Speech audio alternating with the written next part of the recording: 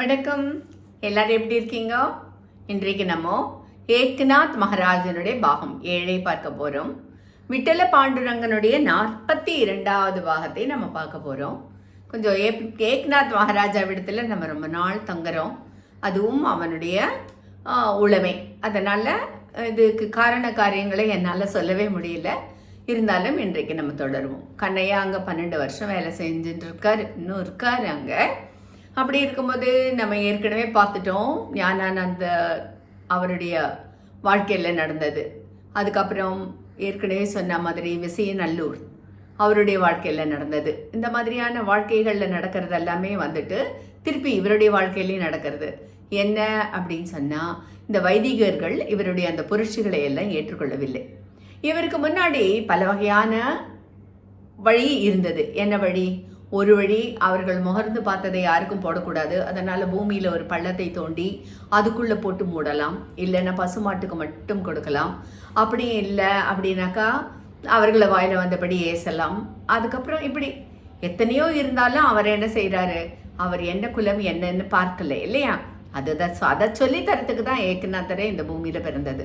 மக்கள் பல சமயங்களில் அப்படியே போயிட்டு பழக்க வழக்கம் கொஞ்சம் கொஞ்சமாக மாறி மாறி மாறி மாறி எப்படியோ கொண்டு போய் முடிஞ்சு போயிடுறது பல விஷயங்கள். அப்பப்போ திருத்துவதற்கு இறைவனே நம்மளுடைய ஆட்களையே அனுப்பி வைத்து தான் தனக்குத்தானே சரி செய்து கொள்ளும் ஒரு மதம் நம்மளுடைய மதம் என்று நினைக்கலாம். அப்படித்தான் நடந்துருக்கு இப்போ வரைக்கும். அதனால் ஏக்நாத் மகாராஜ் பண்ணதை அந்த ஊர் மக்கள் ஏற்றுக்கொள்ளவில்லை. ஏன்னா அந்த அவுட் ஆஃப் த பாக்ஸுங்கிறத அவங்களுக்கு அந்த திங்கிங்லாம் அவர்களால் ஏற்றுக்கொள்ள முடியாது. அப்படி இருக்கும்போது என்ன ஆகுது, நீ பிராயச்சித்தம் செஞ்சுதான் ஆகணுங்கிற. ஏன்னா அப்போ யாரெல்லாம் சாப்பிட்டதா அவளே பார்த்துட்டா. சிவன், விஷ்ணு, அவர்கள் முன்னோர்கள் 3 பேருமே உண்பதை பார்த்த பிறகும் அவர்களால் அதெல்லாம் ஏற்றுக்கொள்ள முடியவில்லை. சரி, பரவாயில்ல, என்ன பண்ணணும், இருக்கவே இருக்குது சிவன் கோயில் வாசலுக்குன்னு போயிட்டே இருக்கும்போது எதிர ஒரு குஷ்டரோகி வரான். இதோட நம்ம நிறுத்தினோம். அந்த குஷ்டரோகி அவனுடைய உடம்புல அப்படியே சொட்ட வரான். வந்துட்டு இங்கே கூட்டத்தை பார்த்த உடனே இங்கே ஏக்நாத் யாருன்னு கேட்குறான். இதோ இங்கே தான் இருக்கார், இவர் தான் அப்படின்ன உடனே அவன் சொல்கிறான், எனக்கு இந்த மாதிரி ஒரு வியாதி வந்துடுத்து. நான் இறந்து போகணும்னு முடிவு பண்ணிட்டு திரேம்பகரேஸ்வர் கோயிலுக்கு போனேன். அங்கே எந்த ஒரு எதிர்பார்ப்பும் இல்லாமல் தன் மனதில் சரி என்று தோன்றியதை தைரியமாக செய்த ஏக்நாதனுடைய பாத தீர்த்தத்தை வாங்கி உன் மேலே நீ தெளிச்சுக்கோ, அது போதும், உன்னுடைய வியாதி குணமாக, நீ தற்கொலையெல்லாம் செய்து கொள்ளாதேன்னு எனக்கு சிவனுடைய வாக்கு கிடைத்தது. அதனால நான் இங்கே வந்திருக்கேன் அப்படின்னு சொல்கிறேன். அப்போ ஏக்நாத் மகாராஜ் சொல்கிறா, நான் எந்த ஒரு எதிர்பார்ப்பையும் நினைத்து கொண்டோ இந்த புண்ணிய பாவத்தை நினைத்து கொண்டோ நான் எதுவும் செய்யறதில்லை. அதனால எனக்கு இதெல்லாம் ஒன்றும் தெரியாதுன்னும் போது சிவனுடைய ஆணைன்னு சொன்ன உடனே வேற வழி இல்லாமல் அவர் தன் தீர்த்தத்தை கொடுக்கிறார். அவர் தலையில் தெளித்த உடனே அவருடைய குஷ்டமானது விலகியது அப்படிங்கிறது சரித்திரம். இது எதற்காக இந்த குஷ்டம் விலகினதெல்லாம் காட்டணும் அப்படின்னா, இறைவனாலேயே ஏக்நாதனுடைய செயலானது ஏற்றுக்கொள்ளப்பட்டது அப்படிங்கிறது மற்றவர்களுக்கு புரியணும் இல்லையா? ஏதோ ஏக்நாத் செஞ்சான், அவன் பல விதமான அற்புதங்கள்லாம் செய்கிறான், அதனால நம்ம அவனை மன்னித்துடுவோம் அந்த ஊர்க்காரன் நினைக்க கூடாது. இறைவனால் ஏற்றுக்கொள்ளப்பட்டது, இதுதான் சரி அப்படிங்கிறத மக்களுக்கு உணர்த்தணும் அப்படிங்கிறதுக்காக இப்படி ஒரு நிகழ்ச்சியானது நடந்தது. இந்த மாதிரி அவருடைய வாழ்க்கையில இன்னது இனியதுன்னு இல்லை, அது பாட்டு நடக்கிறது. சில சமயம் நான் நினைக்கிறது ஒரு 5-6 சொல்லிட்டு நிறுத்திடலாமா அப்படின்னு. ஆனால் முழுமையாக தெரிந்து கொள்ள வேண்டும் அப்படிங்கிற ஆவல் இருக்கும் நமக்கு சிறிது தூரம் சிறிது காலம் ஆனால் கூட ஒரு கதை மாதிரி கேட்கிறோம், நல்லதை மனதில் வைத்துக் கொள்கிறோம். அப்படிங்கிறதுனால இதை தொடர்வது அப்படின்னு மனதுக்கு தோன்றது. சரி, அடுத்து என்னாச்சு அப்படின்னு கேட்டா, நிம்பர்கர் அப்படிங்கிற ஒருத்தர், நிம்பர்கர் இல்லை, நிஜாம்பூர்கர். இவர் ஒரு சிறந்த பக்தர். அவருக்கு என்ன ஆகும், ஒரு கோவிலுக்கு போகும்போதும் அந்தந்த கோவிலினுடைய இருக்கிற பெருமாள் அந்த சுவாமியானவர் அவரோடு பேசுவார். அந்த அளவுக்கு அவருக்கு மனதுக்கு தொடர்பு உண்டு. அவர் என்ன பண்ணுறார், பண்டரிபுரம் வர்றார். பண்டரிபுரத்தில் பார்த்த உடனே அங்கே இல்லை, யார் இல்லை, பண்டரிபுரநாதன் அங்கே இல்லை. என்ன ஆனார் இவரை காணுமே அப்படின்னும் போது பக்கத்திலே தான் ருக்குமாயி இருக்காளே, அவ சொல்றா, என்னத்த சொல்றது, 12 வருஷமா அந்த ஏக்நாதனுடைய வீட்டில் போய் அவர் சேவை செய்து கொண்டு இருக்கிறார், அவர் இங்கு இல்லவே இல்லை. பக்தர்கள் வெறுமனை பார்த்துட்டு போறா, அவளுக்கு புரியறது புரியல, கேட்க தெரியல அந்த மாதிரி. அப்படின்னு உடனே ஆச்சரியமாயிடுத்து இந்த நிஜாம்பூர்கருக்கு. நான் போகிறேன் ஏக்நாத்தை பார்க்கறதுக்குன்னு ஏக்நாத் வீட்டுக்கு போகிறார். எதிர கண்ணையா வந்துட்டு இருக்கான். குடத்துல தண்ணி எடுத்துட்டு அவருக்கு கண்ணையா யாருன்னு தெரிஞ்சு போயிடுறது. உடனே நேராக உள்ளே போகிறான். கண்ணையா பூஜை ரூம்குள்ளே நுழைஞ்சிடுறான். அவ்வளோதான். ஏக்நாத்துக்கிட்ட வர்றாரு. இந்த மாதிரி உன்னுடைய வீட்டில் கண்ணையான்னு ஒருத்தர் வேலை பண்ணுறாரு, அவரை கூப்பிடுங்கன்னு. கண்ணையான்னு இவர் கூப்பிடுறாரு. ஒரு உரலுக்கு ஓடி வர்றவன் இன்னும் வரல. என்ன ஆச்சுன்னு சொல்லி பார்த்தா பூஜை ரூமில் அப்படியே பூஜை ரூம் போனதை அவள் 2 பேருமே பார்த்துன்னு தான் இருந்தா. பூஜை ரூமில் அப்படியே அவர் காணாமல் போயிட்டார். அப்போ இவர் சொல்கிறாரு, இந்த மாதிரி உன்னுடைய வீட்டில் இவ்வளோ காலம் உனக்காக செய்தது அந்த பாண்டுரங்கனேன்னு சொன்ன போது அப்படியே மயக்கம் போட்டு விழுந்துடுறாரு ஏக்நாத் மகாராஜா. ஏன்?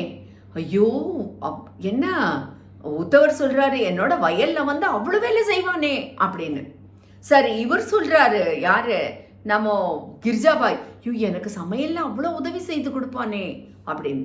இவரை பற்றி கேட்கணுமா? என் காலை அமைக்கி விடுவானே, நான் கேட்கும்போது தீர்த்தம் கொடுப்பானே, எனக்கு விசிறி விடுவானே, அப்படியே அங்கலாய்ச்சு போகிறா ஒவ்வொருத்தரும்.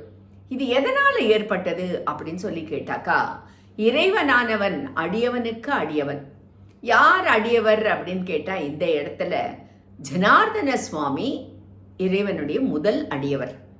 அந்த அடியவருக்கு 12 வருஷம் ஏக்நாத் மகாராஜா சுஷ்ரூஷ பண்ணி சேவை செய்தாருங்கிறத நம்ம ஏற்கனவே ஆரம்பத்திலேருந்து பார்த்துன்னு வரோம். 12 வருஷம் தன்னுடைய சீடனுக்கு, தன்னுடைய பக்தனுக்கு இவர் சேவை செய்ததால் அதற்காக இவர் கண்ணையாவாக கிரிஜாவினுடைய உடல் நலத்தை கருதி, நான் ஏற்கனவே சொன்னேன், கிரிஜா ஒரு ஸ்ட்ராங் ஆக்கணும், அப்படியே தைரியமாக வலிமை மக்களாக ஆக்கணும்னா எவ்வளோ நேரம் இருக்கும்? அதெல்லாம் இல்லை. இங்கே இதெல்லாம் ஒரு சாக்கு. சேவை செய்யணும். அவர் பாடுறத தன் காதால கேட்டு அப்படியே மகிழணும். இதுக்காக வந்துட்டு அப்படிங்கிறத தெரிஞ்ச போது ஏக்நாத் மகாராஜனுடைய அந்த ஆதங்கத்துக்கு அதை தான் சொல்லணும். ஏன்னா இந்த மாதிரி வேலையெல்லாம் பண்டரிபுரநாதன் செய்யறதுன்னு ஒரு பெரிய புதுசு இல்லை. அதனால அவர்களுக்கு இதெல்லாம் நன்னாவே தெரியாதும். இவர் யார், எப்பேற்பட்டவர்? பானுதாசனுடைய கொள்ளுப்பேரன். பானுதாசருக்கே அவர் எவ்வளோ அதிசயங்கள் செய்தாருங்கிறது தெரியும் இல்லையா? அந்த மாதிரியாக. சரி, அடுத்தது இன்னொருத்தர் வர்றார். அவர் யாருன்னு கேட்டால் தத்தாத்திரேயனுடைய மிகச்சிறந்த உபாசகர். அவருக்கு ஏக்நாதனுடைய பெருமையெல்லாம் அப்படி காதில் விழுந்த உடனே, சரி, இந்த ஏக்நாத்து குடும்பஸ்தன், அவன் எப்படி தத்தாத்திரேயருக்கெல்லாம் இவ்வளோ ஒரு உபசரணையெல்லாம் பண்ண முடியும், இப்படி ஒரு பூஜையெல்லாம் செய்ய முடியும், அதனால நம்ம போகணும், போய் அவரை பார்த்துட்டு வரணும்னு சொல்லிட்டு இவர் தன்னுடைய அவருடைய சிஷியர்களோட எல்லாம் கிளம்பி வர்றார்.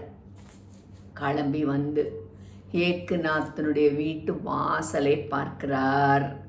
பார்த்தா ஏக்நாத் வீட்டினுடைய 2 பக்கத்துலேயும் 2 காவல் காப்பவர்கள் இருக்கார்கள்.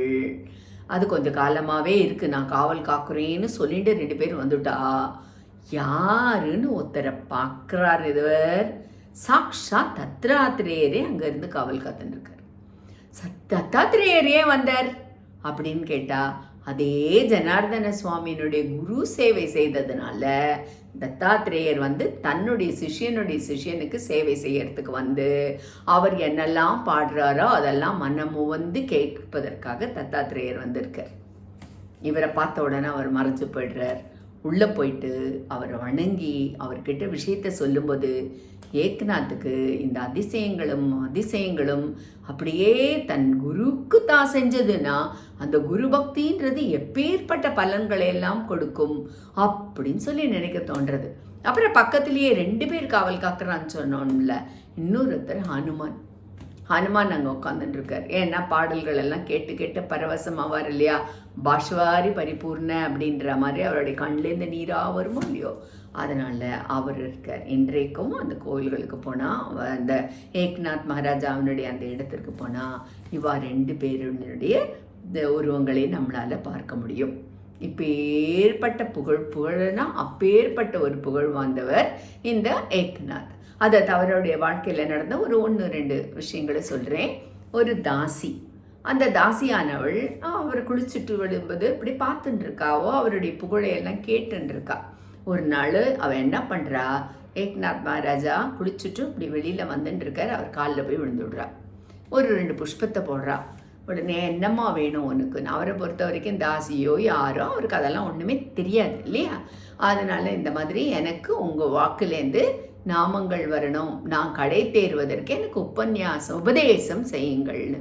உடனே அவர் இல்லை, அது யாராக இருந்தா என்ன, நீ மனமும் வந்து ராமகிருஷ்ண ஹரி அப்படிங்கிறத மட்டும் சொல்லிகிட்டே வாம்மா அப்படின்னு சொல்லிட்டு அவர் அவளை பார்க்கவே இல்லை, அவர் கிளம்பி போயிட்டார் அவர் வீட்டுக்கு. ஆனால் நமக்கு தான் ஊர் மக்கள் பார்க்கறதுக்குன்னே காத்துட்டு இருப்பாளே பாதி பேர். இந்த புத்தவருக்கு பயமான பயம் வந்து விடுறது. இது என்னடா இவர் இப்படி எதுவுமே இடம்பொருள் லேவல் தெரியாமல் செய்கிறாரே, வீண் அபவாதம் நம்மளுடைய குடும்பத்துக்கு வந்து விடுறதேன்னு. ஆனால் எந்த அபவாதத்துக்காக ஏக்கநாதனுடைய பிறவி இல்லை, மக்களை எப்படி சரி பண்ண வேண்டும்ன்றதுக்காக தானே ஏக்கநாதனுடைய பிறவி. அதனால் அவர் என்ன பண்ணாரு, அவர் வீடை வந்து போயிட்டாரு.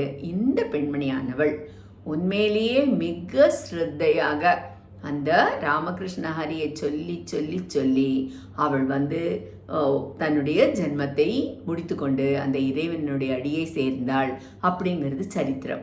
இன்னும் 1-2 இந்த மாதிரியான நிகழ்ச்சிகளை மட்டும் சொல்லிட்டு முக்கியமான ஒரு சம்பவத்தை பற்றி சொல்ல போகிறேன்.